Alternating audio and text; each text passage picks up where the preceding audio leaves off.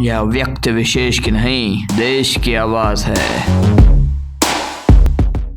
नमस्कार दोस्तों, मैं काला आजुबा आपका स्वागत करता हूं एक और नए हिंदी साहित्य के प्रकरण में। आज हम जानेंगे श्यामाचरण दुबे जी द्वारा लिखित एक निबंध उपभोक्तावाद की संस्कृति के बारे में। उपभोक्तावाद की संस्कृति समाज के उस वर्ग पे दर्शाई गई है जिधर विज्ञापन का जोर कुछ ज्यादा हो चला है और हमारी संस्कृति उसमें घुल मिल सी गई है। अगर आपको ये वीडियो और ये प्रस्तुति पसंद आए तो कृपया करके लाइक और शेयर जरूर कीजिएगा, और अगर आपको ये पसंद ना आए तो डिसलाइक जरूर कीजिएगा और मुझे मेरे सोशल मीडिया के प्लेटफॉर्म्स पर या इसी यूट्यूब के वीडियो के नीचे कमेंट बॉक्स में ज़रूर बताइए कि आपको ये वीडियो क्यों पसंद नहीं आया। अगले बार मैं इसको सुधारने की कोशिश पूरी करूँगा। तो चलिए अब चलते हैं आगे। उपभोक्तावाद की संस्कृति। धीरे धीरे सब कुछ बदल रहा है। एक नई जीवन शैली अपना वर्चस्व स्थापित कर रही है। उसके साथ आ रहा है एक नया जीवन दर्शन, उपभोक्तावाद का दर्शन।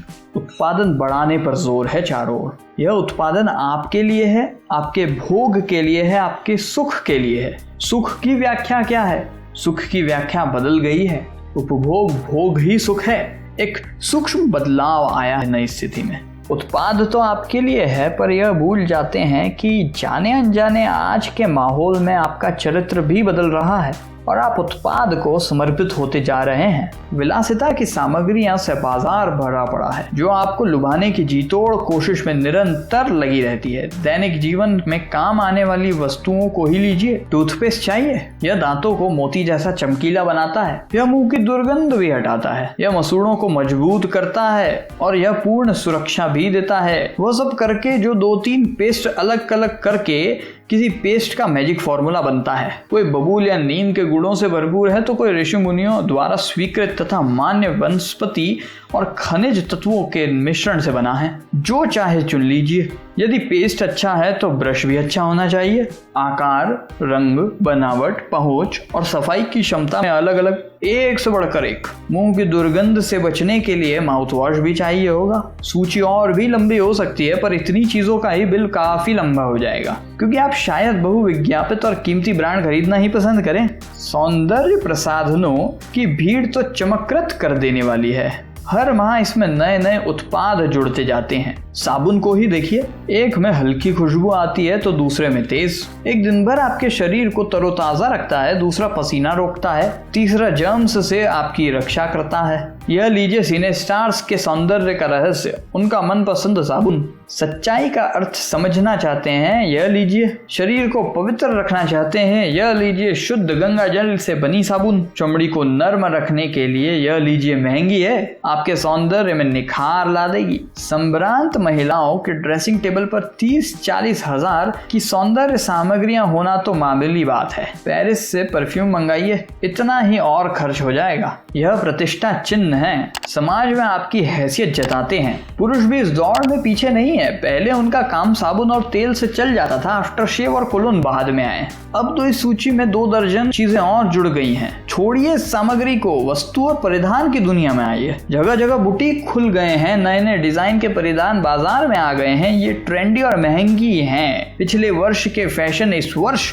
शर्म की बात है। घड़ी पहले समय दिखाती थी, उससे यदि यही काम लेना हो तो 400-500 में मिल जाएगी। हैसियत जताने के लिए आप 50-60 हजार से 1.5 लाख की घड़ी भी ले सकते हैं। संगीत की समझ हो या नहीं, कीमती म्यूजिक सिस्टम जरूर होना चाहिए। कोई बात नहीं यदि आप उसे ठीक तरह चलाना भी न जान सके। कंप्यूटर काम के लिए तो खरीदे ही जाते हैं, महज दिखावे के लिए भी उनके खरीदने वालों की संख्या भी कम नहीं है। खाने के लिए 5 सितारा होटल हैं, वहां तो विवाह भी होने लगे हैं। बीमार पड़ने पर 5 सितारा अस्पतालों में आइए। सुख सुविधाएं और अच्छे इलाज के अतिरिक्त यह अनुभव काफी समय तक चर्चा का विषय रहेगा। पढ़ाई के लिए 5 सितारा पब्लिक स्कूल में आइए। शीघ्र ही शायद कॉलेज और यूनिवर्सिटी भी बन जाए। भारत में तो यह स्थिति अभी नहीं आई है, पर अमेरिका और यूरोप के कुछ देशों में मरने से पहले ही अंतिम संस्कार और अनंत विश्राम का प्रबंध भी कर सकते हैं, लेकिन एक कीमत पर। आपकी कब्र के आसपास सदा हरी घास रहेगी, मनचाहे फूल होंगे, चाहे तो वहाँ फव्वारे भी होंगे और मंद ध्वनि में निरंतर संगीत बजता रहेगा। कल भारत में भी यह संभव हो सकता है। अमेरिका में आज जो हो रहा है कल वह भारत में भी आ सकता है। प्रतिष्ठा के अनेक रूप होते हैं, चाहे वे हास्यास्पद ही क्यों न हो। यह एक छोटी सी झलक उपभोक्तावाद समाज की। यह विशिष्टजन का समाज है, पर सामान्य जन भी इसे ललचाई निगाहों से देखते हैं। उनकी दृष्टि में एक विज्ञापन की भाषा यही है, राइट चॉइस बेबी। अब विषय के गंभीर पक्ष पे आइए। इस उपभोक्तावाद संस्कृति का विकास भारत में क्यों हो रहा है? सामंती संस्कृति के तत्व भारत में पहले भी थे। उपभोक्तावाद इस संस्कृति से जुड़ा रहा है। आज सामंत बदल गए हैं, सामंती संस्कृति का मुहावरा बदल गया है। हम सांस्कृतिक अस्मिता की बात कितनी ही करें, परंपराओं का अवमूल्यन हुआ है, आस्थाओं का शरण हुआ है। कड़वा सच तो यह है कि हम बौद्धिक दास्ता स्वीकार कर रहे हैं, पश्चिम के सांस्कृतिक उपनिवेश बनते जा रहे हैं। हमारी नई संस्कृति अनुकरण की संस्कृति है। हम आधुनिकता के झूठे प्रतिमान अपनाते जा रहे हैं। प्रतिष्ठा की आंधी प्रतिस्पर्धा में जो अपना है उसे खोकर उद्यम आधुनिकता की गिरफ्त में आते जा रहे हैं। संस्कृति की नियंत्रक शक्तियों के क्षीण हो जाने के कारण हम दिग्भ्रमित हो रहे हैं। हमारा समाज ही अन्य निर्देशित होता जा रहा है। विज्ञापन और प्रसार के सूक्ष्म तंत्र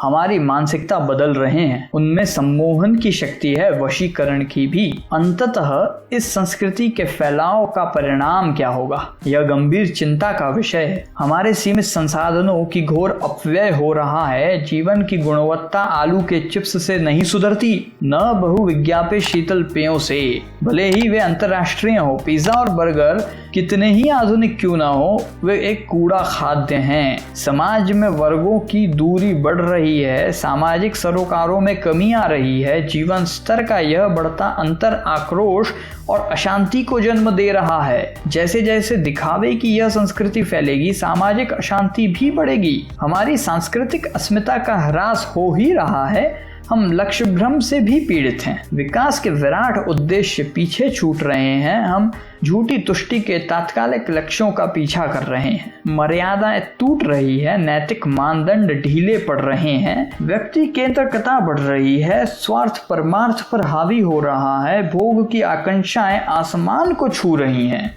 आखिर किस बिंदु पर रुकेगी यह दौड़?